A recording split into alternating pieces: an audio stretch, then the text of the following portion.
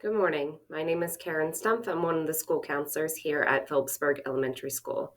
Today I will be reading Chapter 14, Orpheus, of The Cricket in Times Square. Chester didn't have long to wait. In a few minutes, Tucker came bounding into the newsstand and up to the stool and shelf. Harry followed him, ambling silently along as always. Tucker Mouse took himself very seriously now that he was manager of a famous concert artist. "Good evening, Chester," he said. "You should excuse this suggestion, please, but I thought your tempo was off tonight in the Stars and Stripes Forever. You can't afford to relax just because you're on top, you know. And now, let us begin practicing." Chester crawled out of the matchbox. "Can I even say hello to Harry?" he asked. "So say hello," said Tucker Mouse. "Hello, Harry. Hello, Chester." So the greetings being over, let us get on with the practicing. Chester looked at Harry and shook his head. The cat smiled and winked. Tucker twisted the dial. Wearily, Chester crossed his wings into position for playing. There was an Irish jig on the radio. The cricket prepared to fling himself into the first wild strings of the jig, but suddenly he dropped his wings and said, "I'm not just up to it tonight." "What's the matter?" asked Tucker. "I don't feel like playing," said Chester. "You don't feel like playing?" the mouse exclaimed. "That's like the sun saying I don't feel like shining." "Well, sometimes there are cloudy days," said the cricket. "Can't I have a rest too?" Um, Tucker the mouse was very much flustered. "Let him take the day off," said Harry the cat. "What's the matter, Chester? Is fame beginning to get you down?" "I guess I'm just feeling Septemberish," sighed Chester. "It's just getting toward autumn now, and it's so pretty up in Connecticut. All the trees change color, the days get very clear, with a little smoke on the horizon from burning leaves. Pumpkins begin to come out."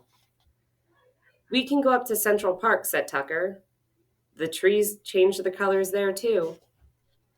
"It isn't the same," said Chester. "I need to see a shock of corn." He paused and fidgeted nervously. "I didn't mean to tell you yet, but you may as well know. I'm going to I'm going to retire." "Retire!" shrieked Tucker Mouse. "Yes, retire," said Chester softly.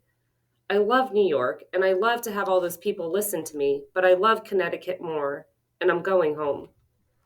But, but, Tucker Mouse was spluttering helplessly. "I'm sorry, Tucker, but I've made up my mind," said Chester. "What about Mario?" said the mouse. "He wants me to be happy," Chester answered. "He said he wished I'd never come to New York if I was going to be miserable."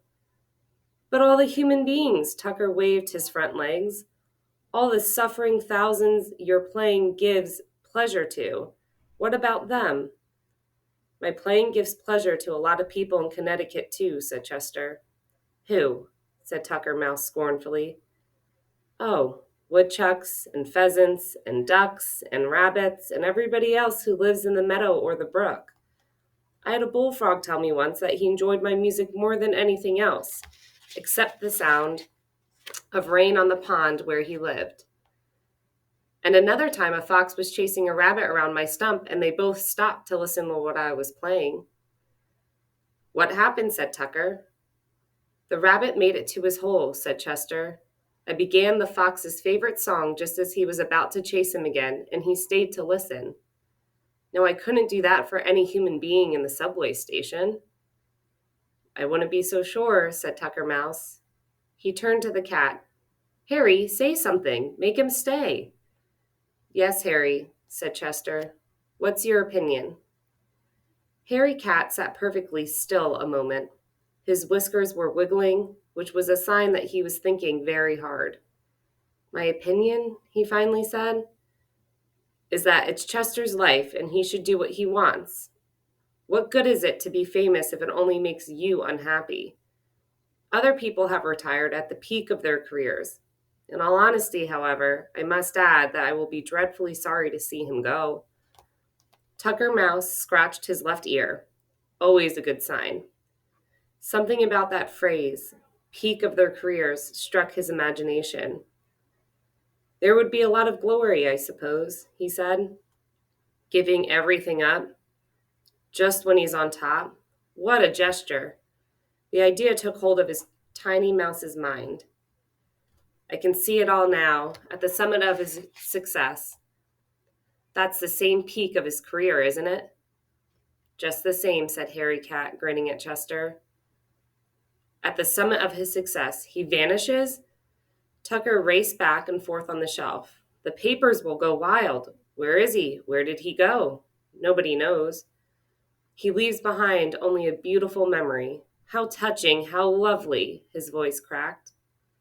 The only thing that worries me, said Chester Cricket, is what will happen to the newsstand if I go. Don't worry about that, said Harry Cat. This newsstand has been touched by the golden finger of fortune.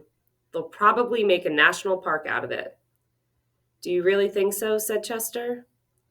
Well, even if they don't, Harry answered, I'm sure the Bellinis will do it very well. They're famous now, too.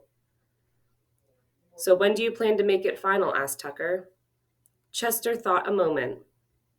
Today is Thursday, he said. How about tomorrow night? Friday is an excellent day for retiring, said the mouse. If I ever retire from scrounging, it will be on a Friday. Chester Cricket heaved a big sigh. Oh, I feel better, he said. If you want me to learn some new pieces for tomorrow now, I will.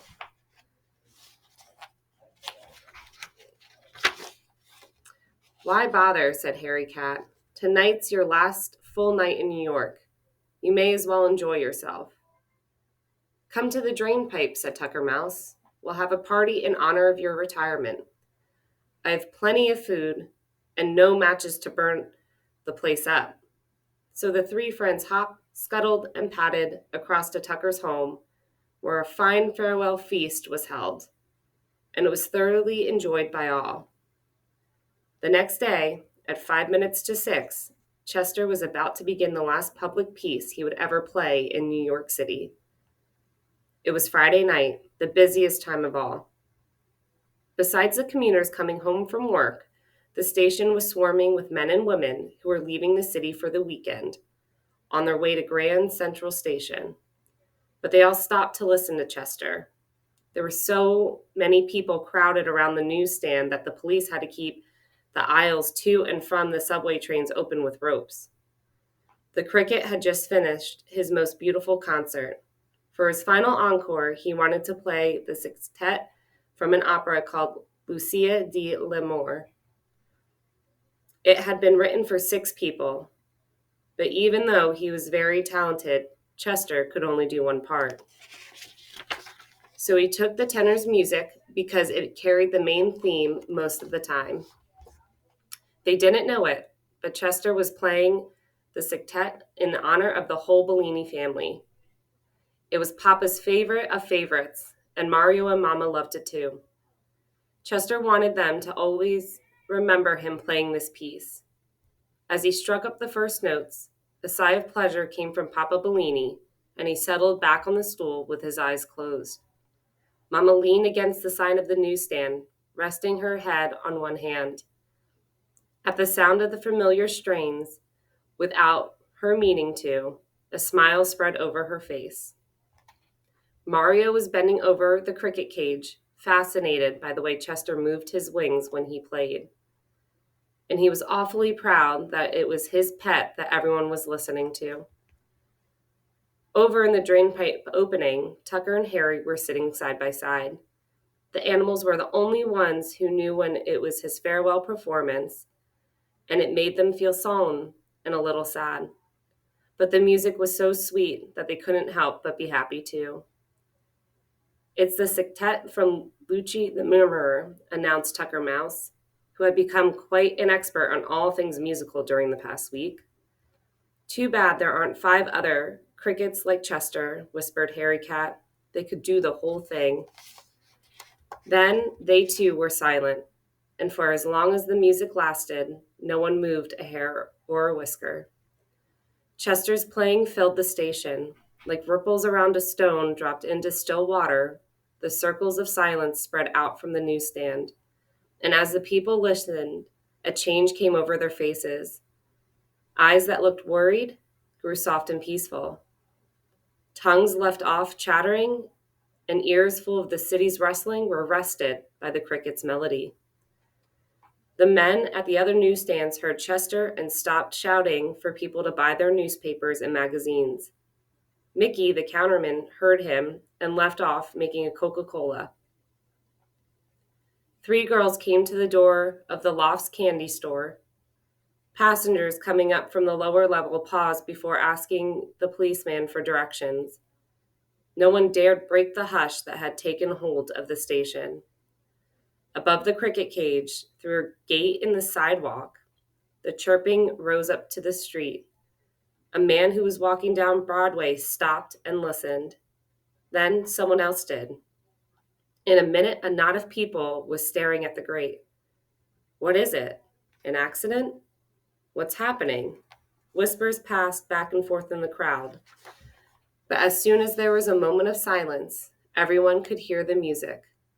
People overflowed the sidewalk into the street. A policeman had to stop traffic so nobody would get hurt. And then everyone in stopped cars heard Chester too. You wouldn't think a cricket's tiny chirp could carry so far, but when all is silence, the piercing notes can be heard for miles.